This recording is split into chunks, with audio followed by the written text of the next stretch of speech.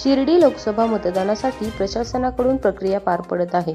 त्यासाठी आजपासून bullying party मतदान केंद्रावर साहित्य घेऊन जाताना पाहायला मिळत आहे। जिल्हा प्रशासनाने ही तयारी केली आहे। ईव्हीएम मशीन, उत्तर साहित्य घेऊन आपल्या मतदान केंद्रावर जातील। उद्या सकाळपासूनच मतदानाला सुरुवात होणार आहे। शिर्डी लोकसभा मतदारसंघामध्ये 20 उमेदवार रिंगणात उतरले असून शिर्डी मतदारसंघामध्ये 16,77,000 मतदार राजा आहे।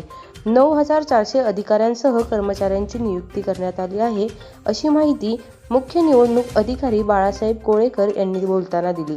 परिस्थितीचा आढावा घेतलाय आमचे प्रतिनिधी मंगेश निकम यांनी। प्रतिनिधी मंगेश निकम, आम्ही नेवास्कर न्यूजसाठी नेवासा फाटा। मागील 1-3 महिन्यापासून आपण लोकसभा सार्वत्रिक निवडणुकीची तयारी करतोय।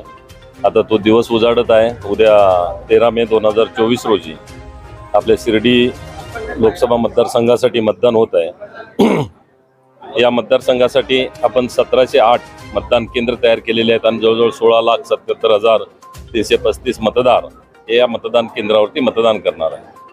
तर या मतदान उद्या मतदान असल्यामुळं आज सर्व कर्मचारी ज्यांची नेमणुका मतदान केंद्रावरती आहेत त्या सर्वांना आज साहित्याचं वाटप केलेलं आहे।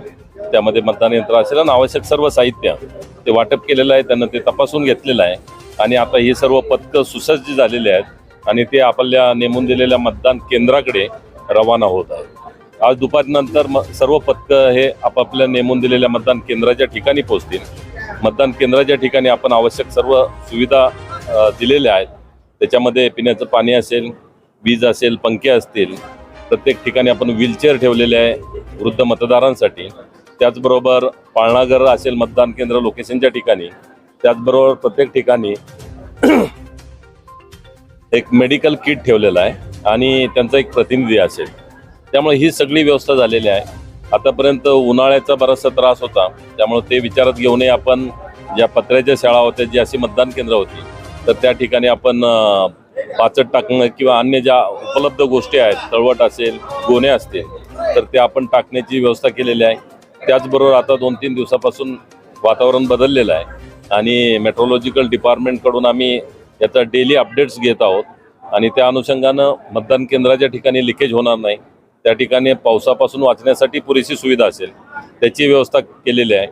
त्याचबरोबर आपल्या 6 असेंब्ली सेगमेंट जे आहे आपल्या 38 शिर्डी लोकसभा मतदारसंघामध्ये आहेत, त्या सर्व ठिकाणी साहित्य वाटप करणं, स्वीकारणं यासाठी वॉटरप्रूफ मंडप हे टाकण्यात आलेले आहेत।